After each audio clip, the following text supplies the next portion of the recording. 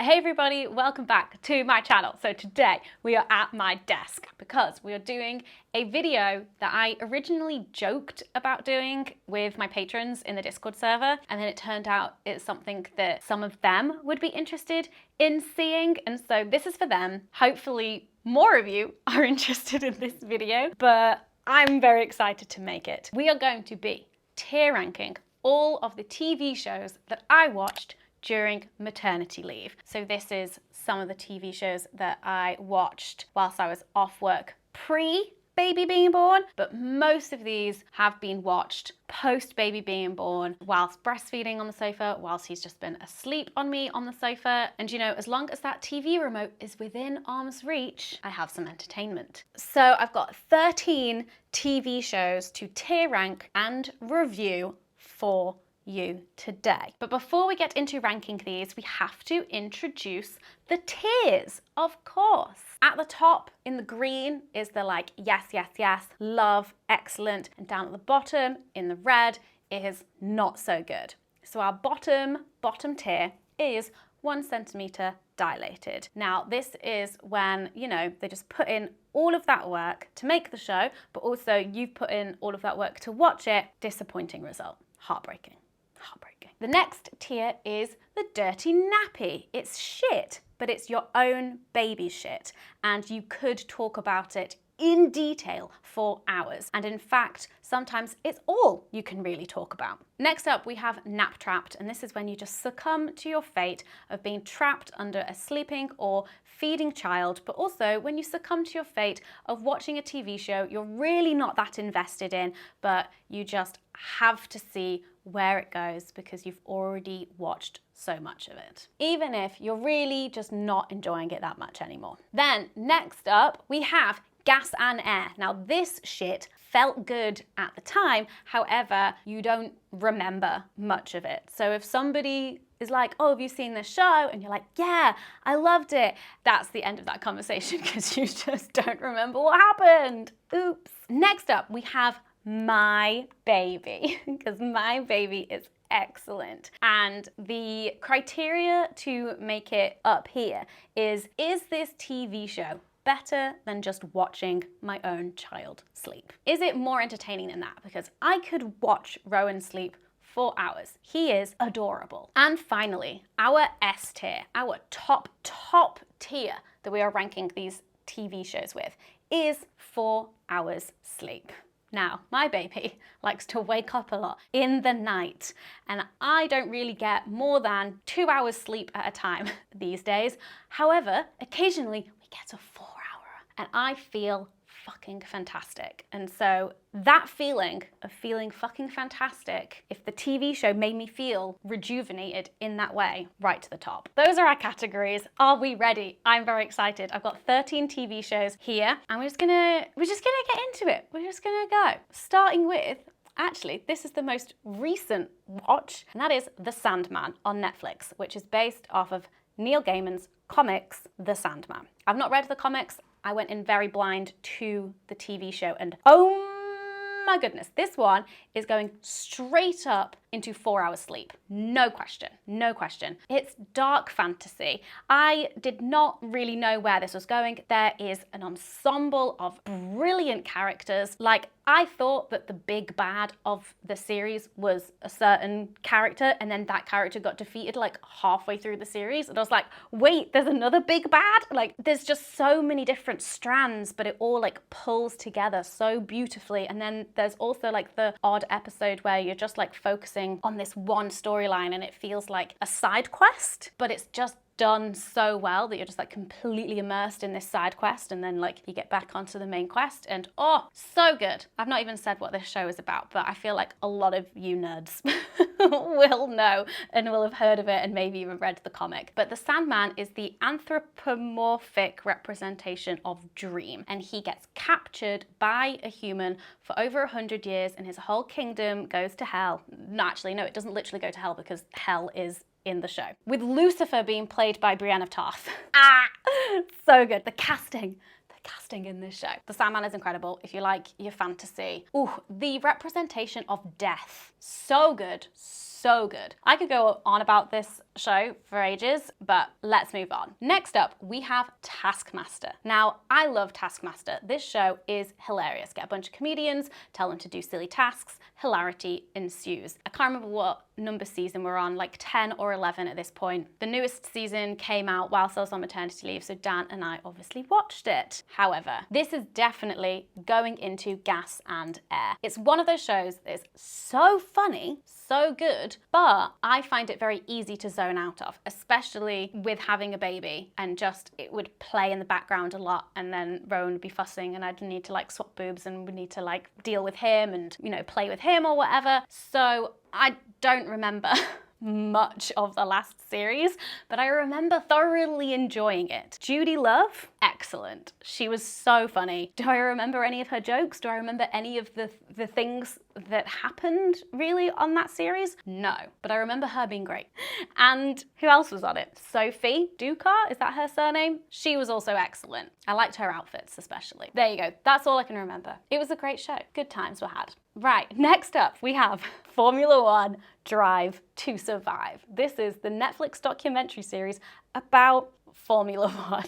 So apparently my husband Dan likes Formula One, however he'd never watched any of it whilst we were together, and then this year he was like, I want to watch Formula One again. I was like, oh, okay, I guess this is something that I will also do with you and I'll see if I like it. Turns out I like it. And then we watched the Netflix documentary and now I love it because this documentary, ooh, the juiciness, the gossip, the drama, just the politics of this sport, fascinating. Like all of the different characters. One of my favorites is the team principal for Haas. He's great, love him. Anyway, this goes up into my baby because this show is excellent. It got me into a new sport. One of the things I'm really excited for is the next season of Drive to Survive because we've finished it now, but especially because this is my first time getting into Formula One. So the next season of Drive to Survive will be about this current season of Formula One and all of the Grand Prix that we're currently watching. So I'm excited to see what the producers like tease out and what storylines they go for. It is like watching reality TV. It's so interesting. Next up is This Is Going to Hurt, which is a BBC adaptation of Adam Kay's book of the same name, which I read several years ago.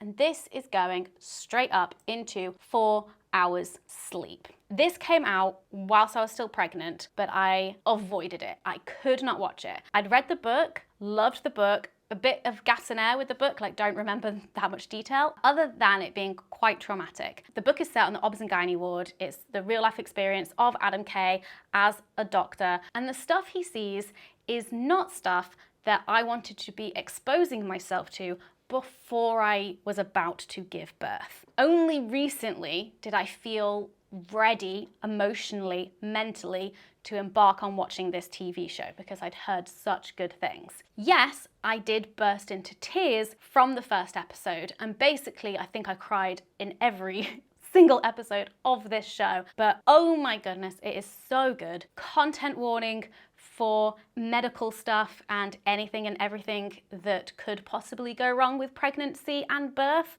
Also content warning for depression and suicide. It's a heavy show. It somehow manages to still be really funny and really heartwarming. It is excellent, and Ben Whishaw, who plays Adam in the show, is just fantastic. It's not one that I'm gonna rewatch though, I will say that. Okay, next up we have How to Build a Sex Room, which is a documentary series on Netflix, and essentially it is like home interiors, redesigning a room where people are planning on having sex or being romantic or getting intimate or, you know, having a BDSM dungeon or whatever it is that they want. This show was so fun to watch, and now that I think about it, it would be very cool to get the interior designer Melanie Rose on the podcast. That would be fun. There was so much diversity in the people who she was designing rooms for. There was one polyamorous family, and she was like designing a room that would work for 7 people just to have like a good big cuddle sesh and other things. There was some BDSM stuff, some more vanilla stuff, all sorts of different like tastes in interior design and things like that. And it was very cheerful and cheeky. It was fun. It was fun. That being said, oh, where do I put this? It's very niche. It's not one that I would go around like recommending to everybody to watch. It almost like felt a bit like work to me to watch because I was like, this is my area. I need to watch the How to Build a Sex Room show. I think it is going to go in Nap Trapped. I personally didn't like a lot of the designs, but they weren't made for me. That's why design is so unique. Even though Melanie Rose was English, I mean, the name gives it away, but I'm pretty sure I remember her having an English accent. The show did still feel very American. Like, she was in the US for it, and so all of the people she was designing rooms for were American. And sometimes American shows rub me the wrong way a little bit, you know, with my British sensibilities. So whilst I enjoyed it, I don't actually like rate it all that much. And it was one of those ones where like it's quite formulaic. So like once I'd seen a few episodes, I was like, oh, okay, I get it now. But I was like, I might as well see this through to the end. So that's why it's Nap Trapped. Next up, we have Obi Wan Kenobi, the new series on Disney+. Ewan McGregor, little child Princess Leia. This has got to go in gas and air. Like, what happened in that show? Darth Vader was there. That's it. That's all I got. There was a droid called Lola. There were some lightsabers. Luke. There we go. Gas and air it goes. Love it. Love it. Okay. Next is the Canadian sitcom Workin Moms. And that's how you got to say it because it's Workin without the G and an apostrophe. And this is going straight into Nap Trapped. There's like 6 seasons of this on Netflix and I watched all of it. It was enjoyable sometimes, other times I was bored and don't particularly like the characters. It's just quite a formulaic sitcom. Had some interesting things to say, I guess, about motherhood and parenting. Some quite funny moments, but ultimately I watched all 6 seasons because I had the time to, because there was a baby sleeping on me and I had nothing better to do with my time. If you're a new parent or if you're a parent, I actually would recommend it because there's probably a lot of like #relatable stuff in there, but I probably wouldn't go around recommending this to anyone else. It's fine. It's also Canadian, so at least it's not American. Speaking of Canadian shows though, I'm actually gonna skip a few of these and head straight to Schitt's Creek, which is going up in, is this my baby or is it 4 hours sleep? Apparently that's how I have to say it. My baby. I think it's going into my baby. This sitcom, Canadian, is so good. So good. It's 5 or 6 series and that's it. It is finished. It is done. It's one of those sitcoms that just like knows what it is going to set out to do and it executes it beautifully and it ends just at the right point of like leaving you wanting just a little bit more, but feeling ultimately very satisfied with where all the characters are and how they got there. It's so funny. It is so quotable. My sister-in-law / friend / editor, Bethard, has been telling me and Dan to watch this show for ages. Like she was on it way before us. And then finally, maternity leave, Dan and I were like, right, this is going to be our nice and easy breezy 20-minute sitcom show and we're obsessed. Absolutely love it. It's definitely one that I think I could easily go back and watch if I was a sitcom rewatcher, but I'm not really a sitcom rewatcher. But if I was, this would be one of my go-tos. Next up, we have Love, Death and Robots. This is the 3rd season of this. If you haven't seen Love and Death and Robots, I would highly